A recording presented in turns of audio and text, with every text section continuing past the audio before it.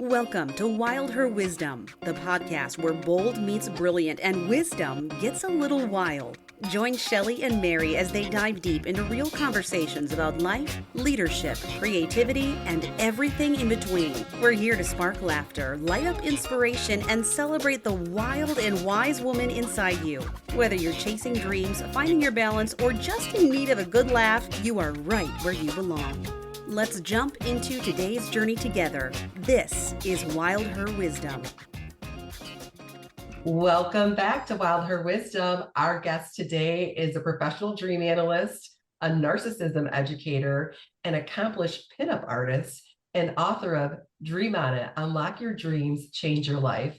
With nearly 3 decades of experience analyzing dreams, she has appeared on national programs like Good Morning America, The View, Dr. Oz, The Today Show, helping people uncover deep personal insights through the language of their subconscious. I don't know if we're going to have enough time here today, Lauri, because I have so many questions for you about my dream, but please welcome Lauri Lowenberg to Wild Her Wisdom. Welcome, welcome. Thank you. It is a pleasure to be here with you, ladies. Lauri, there's so much we could ask you, but I need to dig way back into the past. You digging into your dreams has gone on such a long time. You had a life-changing dream encounter with your grandfather that inspired you to become a dream analyst. Tell us about that. Yes. So this was when I was 19 years old, and my grandfather died, and he was the first person close to me to die. So it was the first time experiencing grief like that. And we were close, so, it was difficult. And I actually went into a pretty deep depression because it was open casket. And so, when you see the body, it changes everything. So Yes. didn't look like him. It was just weird and heavy. And about 2 weeks after that, I had this dream where I was walking arm in arm with my grandfather through this museum, and I knew he had died. I had that awareness. And so I asked him, "What is it like where you are?" And he said, "Well, I can't tell you that, but what I can tell you is that it is secure." And then he gave me a hug and he began to walk up the staircase, and I began to wake up. And I could still smell his Old Spice, and I could still feel his presence. And I laid there in that dream as it dissolved and thought, oh, wow, that was more than a dream. That is the dream that propelled me to study dream psychology, because I wanted to know, what is this that we do every night? Why do we do it? What is the purpose? Because it's like another world. It's a whole nother life. And long story short, what I learned from studying dream psychology is that dreams are actually unbelievably practical and make an awful lot of sense when you're able to understand your own personal symbolism within them and connect them to what's going on in your life. And they're full of answers, advice, guidance, warnings, slaps in the face, hence the nightmare when you're going off track. And so that's what made me make this my life's purpose, because this was something back then, we're talking 90s. No one was doing this that I was aware of. And so I just wanted to get the word out. We all have this amazing superpower within us. In fact, it's the most powerful part of who we are, the dreaming mind. And that's what I've been doing for over 30 years now. Wow. That is wild. I had a dream similar to that. Did you? Tell me. When my great grandmother, she passed after this. I dreamt that she kissed me on the cheek, and I got up and told my mother she kissed me on the cheek, and she had passed away. Oh, so that before you knew she had died. Oh, yes. Wow. Yep. Wow. So that's why I'm so big into this stuff. Oh my gosh. I love dreams. I love sleeping. Sleeping is my number one favorite hobby. I sleep like a baby. I dream like crazy. I have a lot of recurring dreams, and I call them these different portals I go to at night. Mary's heard me say it all, and she's like, "Oh my gosh, I don't know what's going on in your mind." But you've analyzed over 75,000 dreams, which is amazing.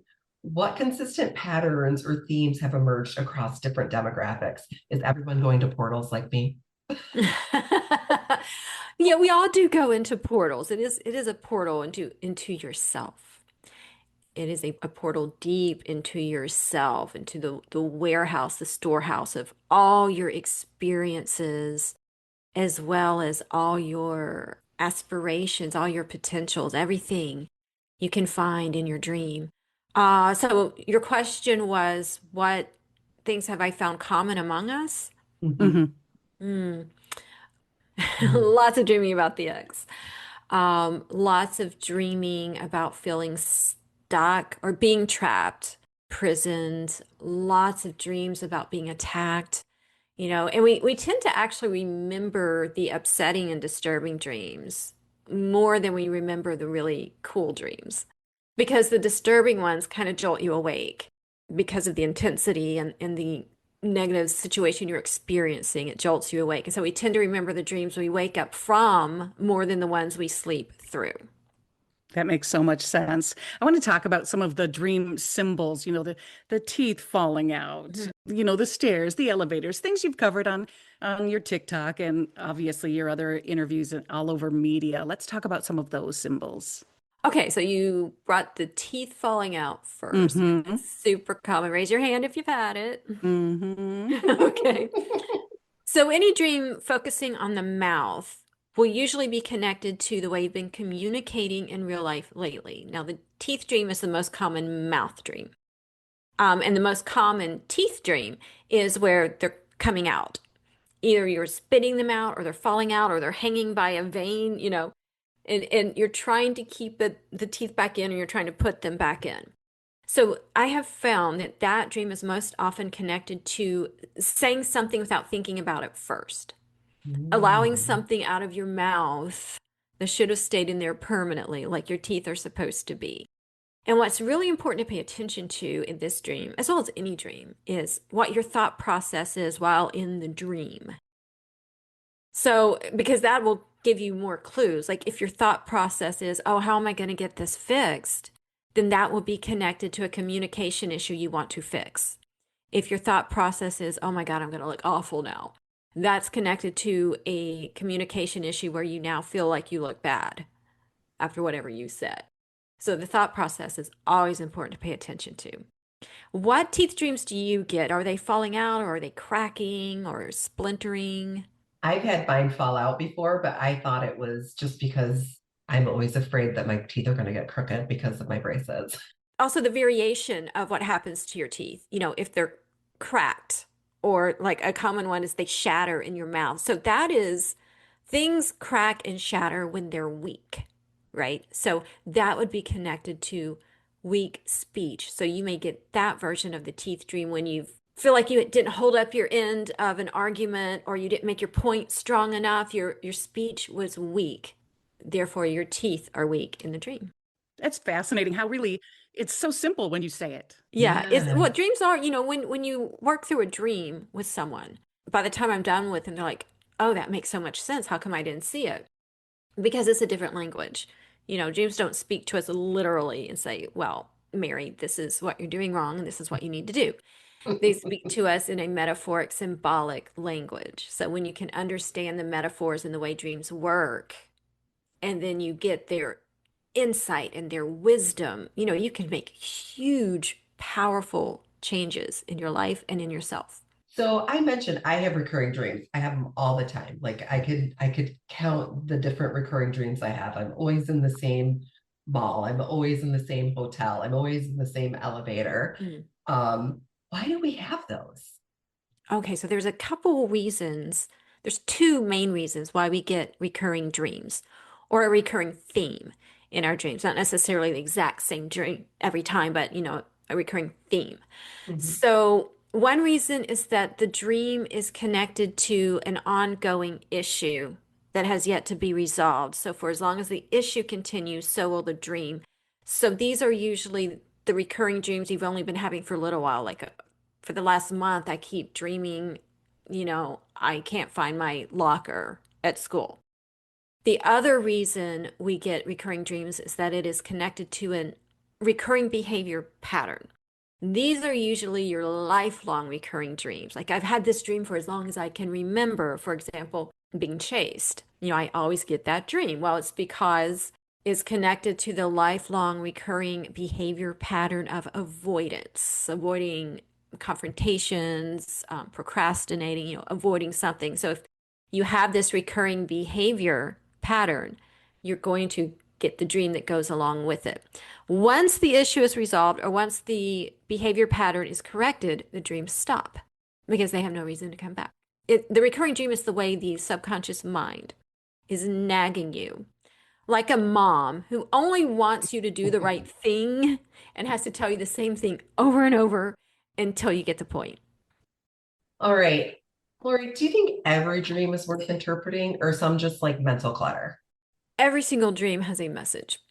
Nothing should be dismissed as just a dream or just random nonsense or mental clutter. Because dreaming is a thinking process. So your dreams, even as bizarre or nonsensical as they may seem, they're actually your thoughts. It is a continuation of your thought process from the day. Your stream of consciousness continues as you drift off and go to sleep. But once we enter REM dream sleep, when dreaming takes place, you're still thinking about your day. But rather than thinking in words and literally, since your brain's working differently, you're thinking in metaphors and emotions and stories. So you don't want to never dismiss a dream. Every dream is important and is designed to help you better understand yourself and your life so you can make better decisions and improve yourself. Like I always say, dreams are messages from you to you about you in order to improve you. What about the sex dreams? Okay, so sex dreams, they can be really fun and they can also be absolutely disgusting and horrifying, depending on your partner in the dream. But they're actually rarely about sex at all. They're actually more often they're not about a physical union you want, but more about a psychological union you need or a psychological union you have had. So, the act of sex is a union, a merging of two separate entities becoming one for a limited time. So the dreaming mind will use the act of sex to illustrate to you how you are currently or how you need to incorporate the qualities of your dream partner into yourself, into your life, or into your behavior. For example, if you dream of a coworker that you would never touch with a 10-foot pole, it's not that you desired that person, but there's something, a quality, something about them you desire, and your subconscious wants you to merge and incorporate into yourself. So maybe they're the one that is the closer. They close all the deals. And so that's the quality your subconscious wants you to take into yourself. So just ask yourself, look at your dream partner and ask yourself, what stands out about them to you? What about them could you benefit from taking on and incorporating into your own behavior? And that's how you'll figure it out. This could get tricky with those coworkers. What daily practices or habits help people remember their dreams better? The trick to remembering your dreams every morning is super easy. I mean, it's like literally the easiest thing to do. Whenever you wake up, whether it's in the middle of the night to go to the bathroom or you're waking up for good to start your day, when you wake up, don't move. You want to stay in the exact same position your body was in when you were sleeping, because that's the position your body was in when you were dreaming. We tend to wake up right after each cycle of REM dream sleep. So stay put. Do not roll over. Do not move a muscle. Don't open your eyes. Give yourself 3 to 5 minutes of quiet, still time and let the dream come back to you, because you were literally in it seconds ago. So just let it come back to you. And whatever you remember, even if it's just a tiny piece, I just remember something about a car breaking down. Great. Write it down. Because if you don't, it'll be gone after breakfast. And so the more you do this very simple exercise in the morning and give yourself that magical time, 3 to 5 minutes before you move, you'll start remembering your dreams like crazy. It's like a muscle. The more you work it, the stronger it gets. I need to do that because I'm having these wild dreams all the time, Lauri, just wild dreams. So I have very lucid dreams. Can you talk to listeners about how they can experience, like, is there an exercise or something they can do to have lucid dreams? Yeah, so now when you say lucid dream, you mean you are aware you're dreaming while in the dream? Okay. Correct. Hmm. All right. So lucid dreaming is very likely the coolest experience you will ever have. It's better than chocolate. It's even better than sex. Well, Oh. well. Rawr. I'm not kidding. When it's a good lucid dream. So there's also a pretty easy trick to do that. Um, Set your alarm about 20 to 30 minutes earlier than you normally do in the morning. Because if you tend to lucid dream naturally, wake up and become aware of the dream while you're in it, that usually happens in the morning after you've had all your cycles of REM. It usually happens in the last dream you have before you wake up. So this trick works pretty good. Set your alarm for about 20 to 30 minutes earlier than you normally get up. And then when it goes off, hit the snooze. So you have this 20 to 30 minute window where you will drift back to sleep and you'll likely get right back into REM, but it's not a long enough window to go into deep delta. Delta erases your memory of dreams. It's a short enough window that you'll linger in the lighter stages of sleep and still likely retain some consciousness Hmm. so that you're able to realize, oh, wait a minute, I'm dreaming. And then you can do anything. No rules in dreamland. Mm. Anything. You can walk through walls, you can fly, you can make your favorite celebrity appear before you. I always instruct my clients to ask a question when you find yourself aware that you're dreaming, especially if you're in a nightmare, because a lot of people become aware or lucid in a nightmare because it's so frightening. And then they use the lucidity to wake up and get out of the nightmare when they need to stay in the nightmare and ask questions like, what do you represent? What are you trying to tell me? What do I need to know? And your lucid dream will answer you. And Oh. you will get some very profound insight about yourself and about your life. You're having a direct conversation. Your conscious mind and your subconscious mind are talking to each other directly. And that is extremely powerful. Oh, I haven't done that part, but I'm going to do it. I have to ask both of you ladies, have you ever been in such a tasty dream and you woke up and then you're trying to get the dream back? This happens to me all the time. Like, oh, I got to go back there. I mean, they're good dreams. Talk to me about that. So, yes, I have had that experience. And it's not always possible to get back into that delicious, wonderful dream, Hmm. because sometimes that dream cycle is just done and your subconscious is just done with that message. It's completed. But the way to raise your odds of getting back into the dream is to do the little trick I taught you about remembering your dream. Just Hmm. stay in the same position that you were in when you woke up. Because, you know, there's that mind-body connection. Right. So if you stay in that position and then don't let your mind drift anywhere else, try to stay in that dream space as best you can. When you drift back to sleep, your odds are higher that you'll get back into the dream. I'll work on that. I have been able to get back to my dreams, Mary. I take these dreams very seriously in my Yeah, life. I know you do. I know you do. So, Lori, you've analyzed a bunch of different celebrities for prestigious magazines. Can you share, not names and not sensitive information, but just examples of dreams like that people have in pop culture and what was revealed? Well, a common theme I found with celebrities and what they dream is a lot of them have dreams where they're up high. For example, one it was a country music singer had a dream that they were up high hanging from a helicopter and they were afraid of coming down. You know, how am I going to get down from this? And so a lot of another television celebrity, children's television show celebrity, Hmm. had recurring dreams of being up high on his ceiling and not sure how to get down.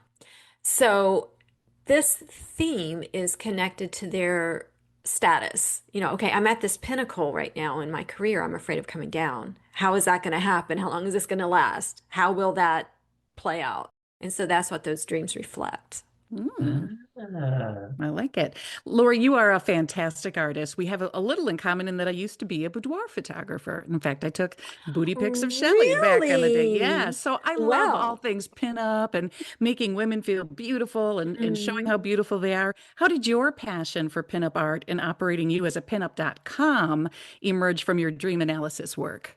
well, it is linked. Now, I was an artist before I was a dream analyst because I Hmm. came out of the womb drawing. And I was this close to going to the school that Walt Disney built. Long story.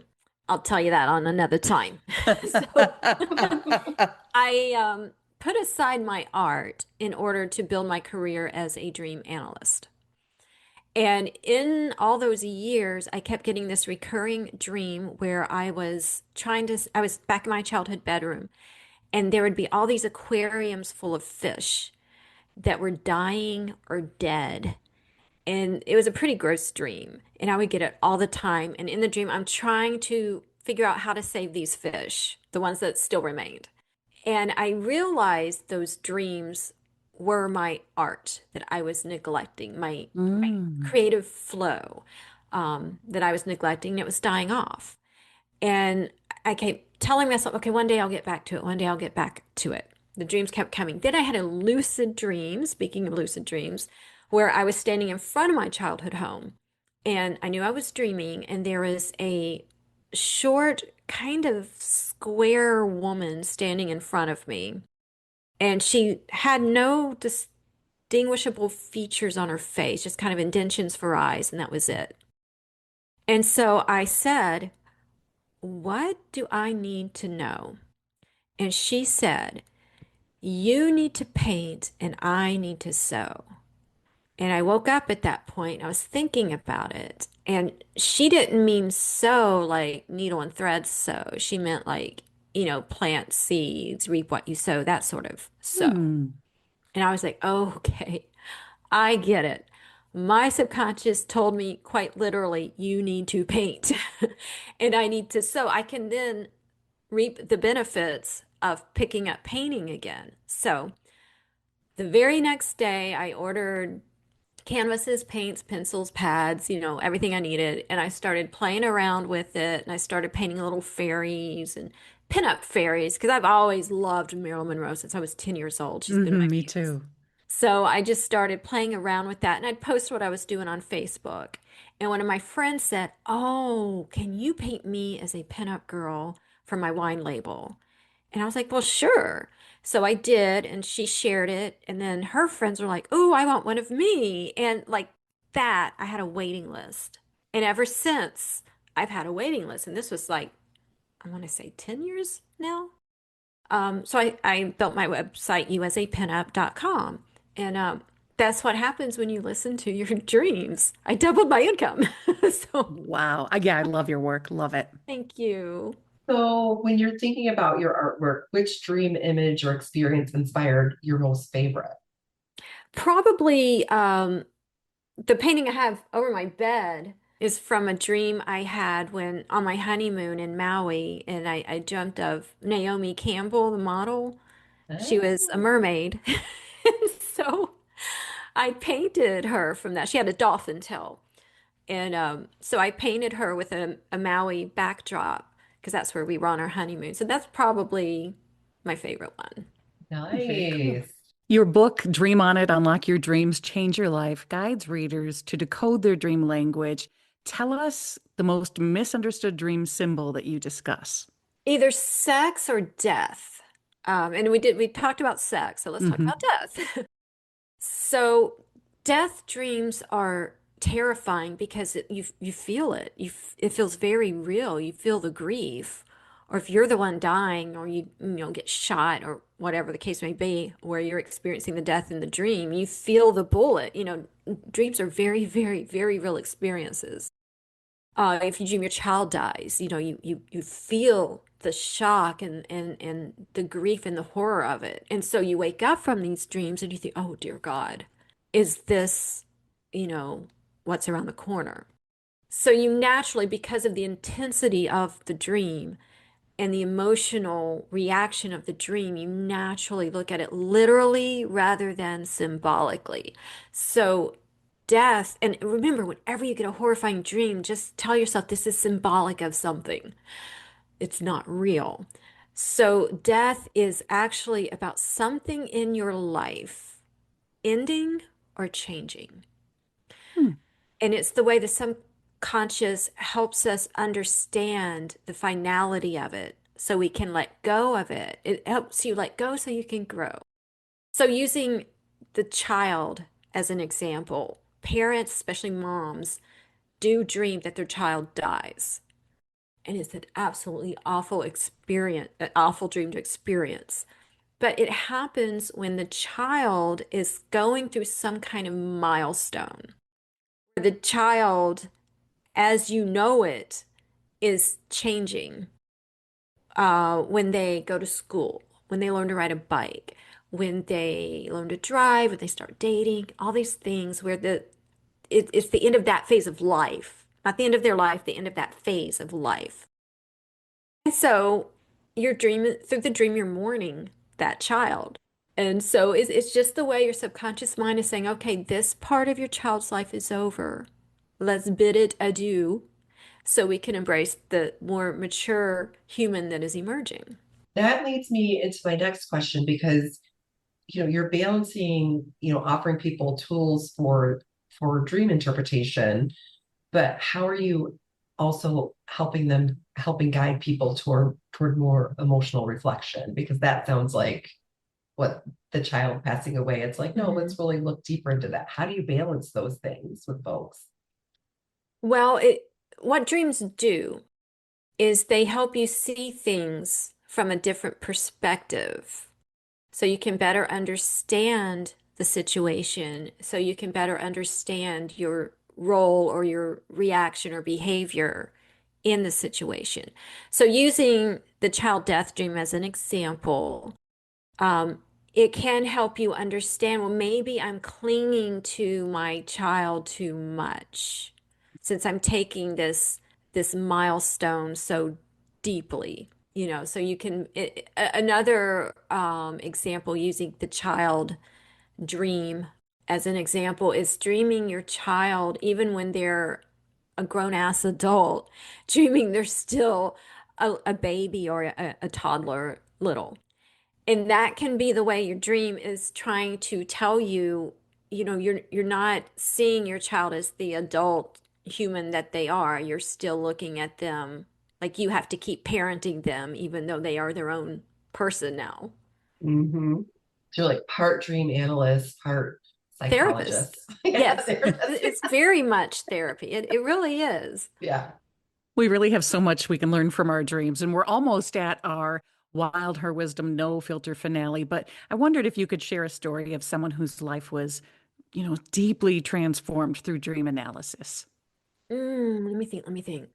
Okay, so I have a client who was getting repeated nightmares of being beaten up, Mhm. of being, left on the street bloodied, just these awful nightmares almost on a weekly basis.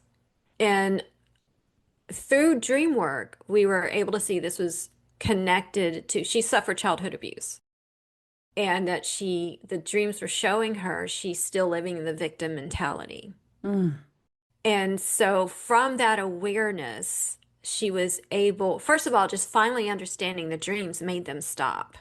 And being able to see that she's still living that way, even though it had been 20, 30 years since she was living at home and being abused by her parents, she was able to make changes in her life and in her self-talk, which is the most important way to make a change, is the Mhm. story you continue to tell yourself throughout your life. And so that changed the way she treated herself and the way she talked to herself, and that changed the way people saw her and the way people treated her. And like I said, the dream never came back. Isn't that so wild? I had an experience like that in therapy, which again, you're doing a lot of therapy too. And I was telling my therapist how I was like in my 20s and I was still like super afraid of the dark. Like couldn't sleep in the dark, which was just wild to me because I don't consider myself like an afraid type of person. And she was like, well, didn't you tell me, I grew up in the 70s, anything went, right? And so Yeah. like our parents would leave us at home and go out and, do whatever and I remember waking up at night and being like, oh my gosh, I'm here alone with my sister. But just like her telling me that was like, oh, I'm not afraid of the dark anymore now that it makes sense. Knowledge is power. When Yes. you know the root, that gives you your power back. Yes, absolutely. So before we get into our Wild Her Wisdom no filter finale, which is one of my favorites, what's next for you, Lauri? What's next for me? Uh, oh, I'm working on a dream app. Oh, Yes, because there's a lot of them out there. And they are taking from my work because these Mhm. AI technology just scrapes from everything that's out there. And my work is out there. One of the most, I hate saying this, but oh, my say it. work is It's out all there more than true. most. Yes, your work is out there the most. It is. It My work is. is out there the most. So if you are using a dream app, you're likely already using my work. It's Ah, not just my work. I mean, they're just pulling from other people's work, but my work is just really out there. So I thought I Mhm. need to just do this myself. So I'm working on a dream app myself that uses my exact technique when we're in it. It's even going to have an AI version of me. So like you'll talk to me. How ooh, nice. So that's what I'm working on right now. I'm really excited about it. I when is love that going it. to launch? That sounds exciting. Um, Probably before the end of the year. Can't wait to get it. I'll let you know. Thank you. All right, it's time, Shelley. I love it. This is literally my favorite I'm time, so Mary. nervous. It's my favorite time. Listen, super easy. We're just going to rapid fire some questions to you, Lauri. Whatever comes to your mind, that's the right answer. Okay. Don't overthink it. All right. Mary always lets me start. So thank you, Mary. Hmm. What's the biggest myth about dreams you'd love to bust forever? What's the biggest myth about dreams I'd love to bust forever? That dreams are random nonsense because they are so much more. They are so much more. They are your most powerful thoughts. They are the most powerful part of who you are. They are not nonsense. They are your deepest, most authentic part of you. They are the brutally honest part of you, and they are so, so very helpful. They are your built-in GPS. So that is the myth. I wish people would give their dreams more credence. Okay, if dreams were a cuisine, what would yours taste like? Ooh, okay, that's a good question. Definitely chocolate Mm, with a liqueur sauce and Ooh, some little crunchy bits, like maybe toffee. like okay, that. okay. I like that. I have a Heath bar calling my name now. Um, when you're off duty from dream analyzing, what is your favorite creative escape? That would be pinups. I love art, but that's also a work. So maybe cooking. Most famous person you've ever done a dream analysis for that you can share with us. Most famous might be Ryan Seacrest. Oh, Have you heard of him? sure Just, have. just a couple times. Just a few. He's probably the most famous, I think. Yeah, Okay. I think so. As long as his dreams Wow. don't involve Simon Cowell, we're good. We're good. No, it didn't. All right, Lori, what's the strangest dream you've ever analyzed? Oh, okay. So my go-to, I mean, there's so many. My go-to was she was a former Playboy bunny, and her dream, she's using the toilet, and as she's using the toilet, out comes a dead lizard. Whoa. Ooh, She had pooped out a dead lizard. And then she thought, oh my goodness, that's interesting. I wonder what else is up there. So, so she reaches up and she pulls out a roll of paper towels. And would you like to know what that meant? Yeah. Okay. So when you go to the bathroom in a dream, it will be connected to something in your real life you are getting out of your system or getting out of your life, something you're ridding yourself of. Oh. So what you poop or pee out will be a Yeah. clue. She pooped out a dead lizard. So the dead element of it lets her know that this is over and done with. And the lizard element of it is connected to someone who was cold-blooded. Oh. Because reptiles are cold-blooded. Turns out it was her boyfriend. And the roll of paper towels was, and it came out of her, so it's letting her know within her, she has the ability to wipe the slate clean, to cleanse herself, wipe away all the negativity and frustration and horror that this cold-blooded boyfriend left with her. Goodness. So she could become her own quicker picker-upper. There you go. Well said. Okay. What would your dream alter ego be doing in a parallel universe? Ooh, my dream alter ego would probably be designing a new universe or a new world that had all kinds of beautiful colors and textures and gave people all kinds of cool abilities, and the sky would be psychedelic, and I'd be some kind of huge big creator. Hmm. Would everyone have wings? No, not Okay. wings. Okay. Some would have tails, and some would have wings, and some would have horns, and some would have scales, Someone have paper towels. and some would have paper towels. I love it. I'd love to be in that Oh world. my gosh. Lauri, it has been delightful having you on here. And I have so much internal thinking to do on my recurring dreams. But I want to make sure that folks have your website so that they can come. Obviously, you're on social, TikTok, all of that. Mm. But make sure you go to Lauri, Lauri, Lowenberg, Loewenberg.com, listeners. You can find out so much more about her. I'm sure you're going to find out when her app's coming out. I know I'm downloading it the day it comes out. I cannot wait. But thank you so much, Lauri, for being with us today. It has truly been delightful.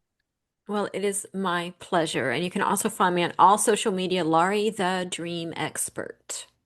Ooh, I like that. All right, Wild Hers, we'll see you the next time. Sweet dreams. And just like that, beautiful soul, we have wrapped up another episode of Wild Her Wisdom. But don't let the journey end here. Come connect with us. Follow us on Instagram, like our Facebook page, and visit wildherwisdom.com to catch up on episodes, grab extra inspiration, and stay part of our Wild Her community. And remember, the conversations here are for your inspiration and empowerment, not professional, medical, or therapeutic advice. Trust yourself and reach out to qualified pros when you need to. Until next time, stay bold, stay brilliant, and keep living your Wild Her life.